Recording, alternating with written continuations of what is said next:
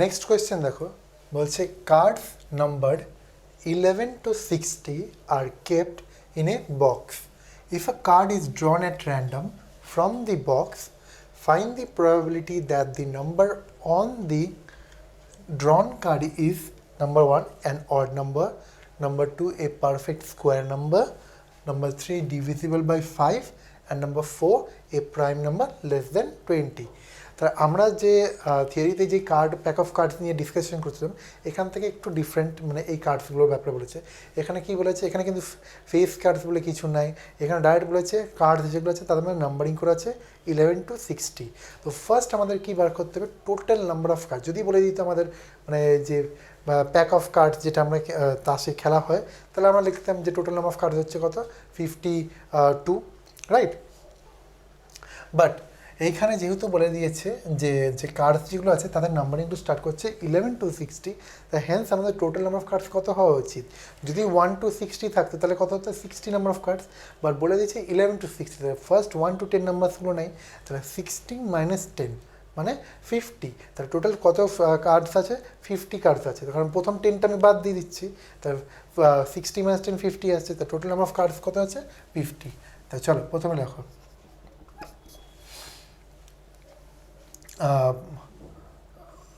if total বা লিখে দাও পসিবল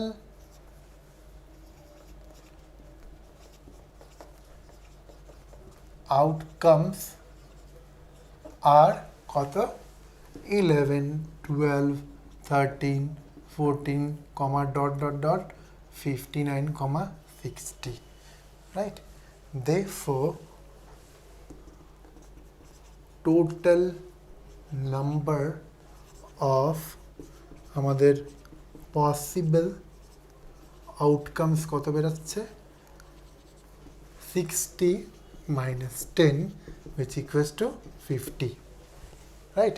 তো এইটাই হচ্ছে আমাদের কত, ইজ ইকুয়ালস টু আমাদের n of t। না ফার্স্ট পার্টে যাই।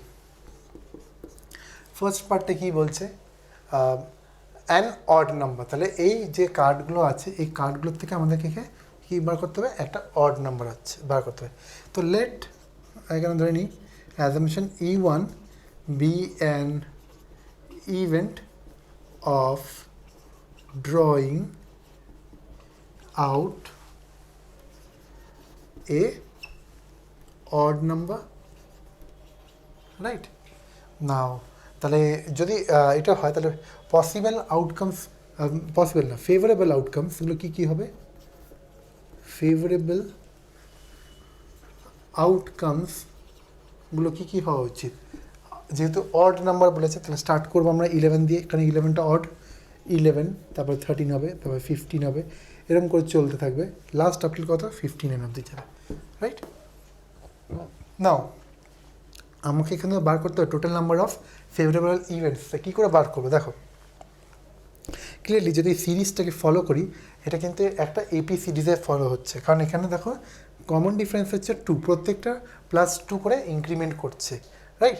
তো এখানে আমরা কী বার করব, যে আমাদের এনের টার্মটা সিন্স লিখব, since the given series form an AP, therefore Tn equals to a plus n minus 1 into d।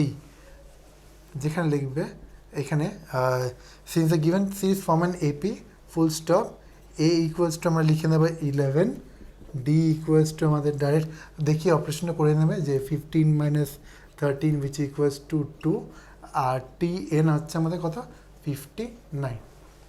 তা এবার এই ফর্মুলাটাতে আমরা কী করব, ভ্যালুগুলো বসাবো, যে টিএন এর জায়গায় 59 ইকুয়ালস টু এ কত 11 প্লাস এনটা আমাদেরকে বার করতে হবে, অ্যান্ড ডি এর ভ্যালু কত বেরিয়েছে 2, রাইট।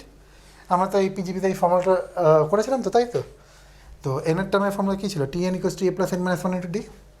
দেখো তাহলে মানে প্রত্যেকটি কিন্তু আমাদের চ্যাপ্টার কিন্তু ইন্টারলিঙ্ক থাকছে, কোনো না কোনো জায়গায় আমরা দেখছি যে হয়তো সার্কেলের কোনো কনসেপ্ট আসছে, বা এখানে যেমন এপিজিপি, তো প্রত্যেকটি ফর্মুলা কিন্তু মনে রাখবে বাই হার্ট, প্রথম থেকে বলে আসছি, এখনও আবার একই জিনিস রিপিট করব যে এভরি চ্যাপ্টারের ফর্মুলা কিন্তু তোমাদের মনে রাখতে হবে, কারণ ফর্মুলা যদি না মনে থাকে তাহলে কিন্তু অঙ্কে আটকে যাবে, মিড প্রসেসে গিয়ে আটকে যাবে। দ্য ইমপ্লাইজ এখান থেকে আমরা কী পেতে পারি, এই 11টা এদিকে চলে গেলে 59 মাইনাস 11 আমাদের কত আসছে 48, অ্যান্ড 48 ডিভাইডেড বাই 2 আসছে কত 24, আর এখানে আসছে n মাইনাস 1 মানে প্লাস 1 আসছে, তাহলে n ইকুয়াস টু কত আসছে 25, implies n equals to 25। The total number of favourable events কত আসছে আমাদের, দ্যাট ইজ n অফ ই আমাদের বেরোলো 25। নাও তাহলে n অফ ই যদি আমাদের 25 হয়, তাহলে therefore probability of E1 এটা রাইট। তো probability of E1 কত হবে, n of E1 লিখবে, ঠিক আছে। তো probability of E1 কত হবে, n of E1 divided by n of t, right. তো এবার আমাদের n of E1 কত বেরিয়েছে 25, অ্যান্ড n of t আমাদের কত, total number of possible outcomes হচ্ছে 50, তো divided by 50 which equals to half। তাহলে আমাদের probability of getting an odd number কত বেরোলো, হাফ। এবার চলো নেক্সট আমরা যাই, probability of getting a perfect square number. আশা করি তোমরা এই পার্টটা নোট করে নিয়েছো, তাহলে এই পার্টটা আমি মুছে দিচ্ছি। তো দেখো আমাদের ফার্স্ট পার্টটা আমাদের বেরিয়ে গেল, ঠিক আছে। তো এবার পার্ট টুটা দেখবো। পার্ট টুতে কী বলেছে, find the probability of getting a perfect square. তো সবচেয়ে প্রথমে আগে আমরা যেটা আমাদের total number of possible outcome সেটা আগে মেনশন করে দিই উপরে, ঠিক আছে, কারণ পুরোটা মুছে দিয়েছি। তো এন অফ টিতে কত হবে আমাদের বেরিয়েছিল 50, right. Now number 2, let E2 be an event of কি, of getting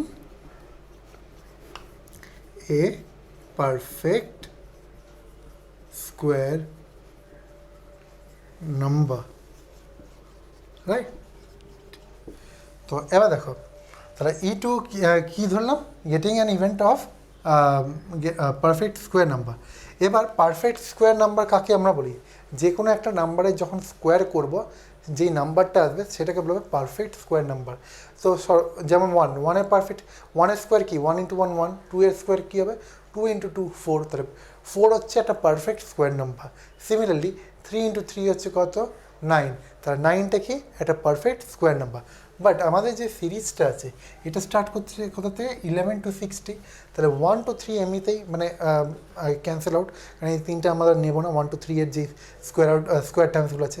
তাহলে নেক্সট আমরা ধরবো 4 থেকে, তাহলে 4-এর যে স্কোয়ারটা সেটা কি আসছে 16টা লাইভ বিটুইন 11 to 60, তাহলে ফার্স্ট আমাদের যে নাম্বার হবে ফেভারেবল আউটকাম সেটা হচ্ছে 16। দ্য ফেভারেবল আউটকামস আর প্রথমটা হচ্ছে 16, নেক্সট হচ্ছে 5 স্কোয়ার নাও 25, এটাও লাইক করছে উইদিন 11 to 60, so 25, দেন 36, কারণ 6 6 যা 36, আফটার দ্যাট 49, 7 7 যা 49, দেন 8 8 যা 64, কিন্তু 64 ডাজেন্ট লাই বিটুইন 60, তাই তো 64 তো গ্রেটার দ্যান 60, তাই আমরা 64 নিতে পারবো না, তাহলে আমাদের 49 অবধি হচ্ছে আমাদের লাস্ট। হ্যাঁ দেখো এবার এখানে টোটাল কত নম্বর পসিবল আউটকাম আসলো, ফেভারেবল আউটকামস 4টে আসলো, তা therefore n অফ আমাদের E2 কত বেরোবে 4, রাইট। না n অফ E2 যদি 4 হয় তাহলে এখান থেকে আমরা বলতে পারি probability of E2 equals to কত হচ্ছে আমাদের ফর্মুলা অনুযায়ী n of E2 divided by n of t, right. Now n of E2টা আমাদের বেরিয়েছে 4, n অফ tটা হচ্ছে 50, তাহলে 4/50 উইচ ইকুয়ালস টু কত দেখো 2 2 আর 2 25, আর কাটাকাটি যাচ্ছে না, বা এটা তোমরা ডাইরেক্ট যদি ডেসিমেলে রাখতে চাও ডেসিমেলও করতে পারো, ঠিক আছে। তো ডেসিমেলে যদি করো তাহলে এটা কত হবে আনসার, যদি আমি ডেসিমেল পয়েন্টে করি এটা ইন্টু 2 করে উপরে ইন্টু 2, তাহলে 0.08 আনসার হবে, রাইট। নাও এবার আমাদের পার্ট 2 হয়ে গেল, এবার আমরা দেখব কোনটা পার্ট 3। পার্ট 3-তে কী বলেছে, find the probability of a number that is divisible by 5। মানে এমন একটা নাম্বার আমাকে বার করতে মানে ড্র করতে হবে, যে কার্ড যেন আমরা ড্র করছি এই বক্স থেকে, সেটা যেন নাম্বারটা যেন 5 দিয়ে ডিভিজিবল হয়।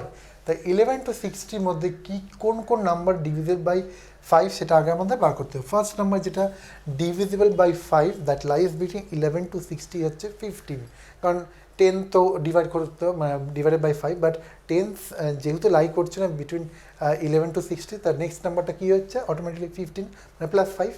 তো 15-এর পরটা হচ্ছে 20, তারপরে 25 অ্যান্ড সো অন, লাস্ট কী যাবে 60, কারণ লাস্টে যদি 0 বা 5 থাকে যে কোনো একটা ডিজিটে, তাহলে সেই নাম্বারটা ডিভিজেড বাই 5। তো late E3 be an event of কি আছে of getting a number divisible by 5, of getting a number divisible by 5. নাও তাহলে ফেভারেবল ইভেন্টসগুলো কী আছে, ফেভারেবল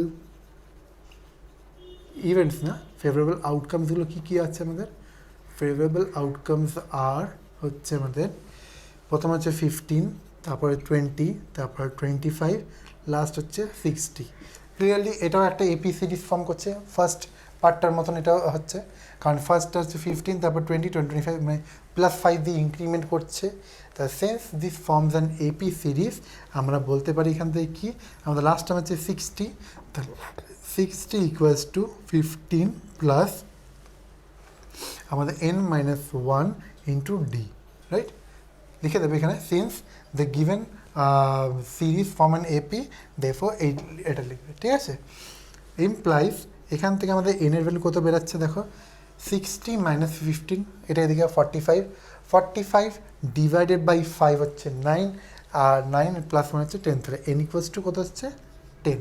তাহলে দেফোর এন অফ আমাদের E3 কত বেরোলো 10, বাট আমাদের প্রবাবিলিটি তাহলে কত হবে, দেখো probability of E3 equals to n of E3 divided by n of t, which equals to n of E3 বেরিয়েছে 10 and n of t হচ্ছে আমাদের 50, তা 10 বাই 50 which equals to আমাদের কত আসছে, এটা আসবে তোমাদের 1/5, ঠিক আছে, বা ডেসিমেলে লিখে নেবে। এখানটা আমরা আর লিখে নিই, তোমাদের বলে দিয়েছি মুখে 0.08 এসেছিল, তো এটাও তোমরা এইভাবে ডেসিমেলে করতে পারো, বা জাস্ট 4/50 লিখলেও কোনো মানে প্রবলেম নেই, ঠিক আছে। তো এবার চলো এবার আমরা নেক্সট যেটা করব সেটা হচ্ছে নাম্বার 4, যেটা হচ্ছে a prime number less than 20। তা পার্ট 3 আনসারটা আমাদের বেরোলো যে probability of getting a number divided by 5 হচ্ছে 1/5। না probability of getting a prime number less. তো এবার আমরা পার্ট 4-এ দেখি কী বলেছে, probability of getting a prime number that is less than 20। আমাদের এন অফ টিটা ছিল 50, ঠিক আছে। নাও let E4 be an event of getting a prime number কি less than 20 বলেছে, less than 20। আচ্ছা, তো আমাদের ফিজটা কী ছিল 11 to 60, তো 11, 12, 13, 14 এরকম করে চলছিল আপ টিল 60। তো 20-র মধ্যে মানে আপ টিল 20, বা এখানে আপ টিল 20 না, অ্যাকচুয়ালি বলেছে লেস দেন 20, লেস দেন 20 মানে 11 to 19 অবধি কী কী প্রাইম নাম্বারস আছে সেটা আগে দেখে নিই।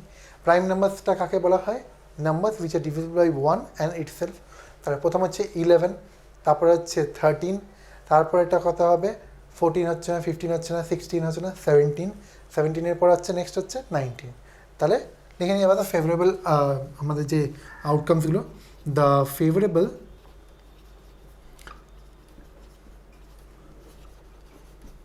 আউটকামস আর তাহলে কী কী বেরোলো, প্রথমটা 11, তারপর 13, তারপরটা হচ্ছে 17 আসলো, আর লাস্ট হচ্ছে 19, তাই তো। তাহলে এবার তাহলে ফেভারেবল আউটকামস যদি এইটা হয়, তাহলে আমাদের এন অফ E4 কত বেরোলো, তাহলে আমাদের 4, কারণ 4টে আছে, তাহলে n of E4 4 হবে। তাহলে therefore probability of E4 বা probability of getting a prime number less than 20 কত হবে? n of E4 divided by n of t which equals to 4/50। এটাকে সিম্পলিফাই করলে দেখো 2/25 আসবে। বা ওই আগের এটা অ্যান্সারটা আমাদের যে পার্ট 2টা আছে, পার্ট 2 সাথে ম্যাচ খাচ্ছে। এটা 0 পয়েন্ট মানে ডিসিমেলে যদি রাখতে চাও তাহলে 0.08 আসবে অ্যান্সারটা। ঠিক আছে, তো এটাই হলো আমাদের আনসার। তো এইভাবে তোমরা অঙ্কগুলো করবে প্রত্যেকটি।